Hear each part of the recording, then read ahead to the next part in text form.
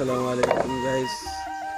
এই যে আমাদের নন্দীপাড়া রসুলবাগ আপন বসত, এখানে কাজ চলতেছে। ওই যে এটা আপনার তিনমনি বাস স্ট্যান্ড থেকে একটু দূরে, মানে ভিতরে।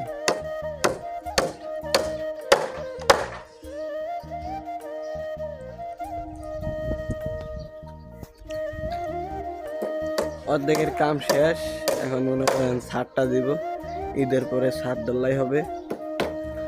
এখন গ্রেড বিমের কাজ চলতেছে, দেখাইতেছে আপনাদের। এই যে গ্রেড বিম, এটা শেষ হলেই শেষ কাম। ওখানে দুইজন কাজ করতেছে।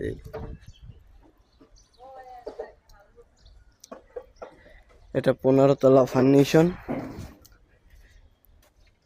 25 কাঠা নিয়ে হইতেছে বিল্ডিংটা। মাটির তলে একতলা হবে।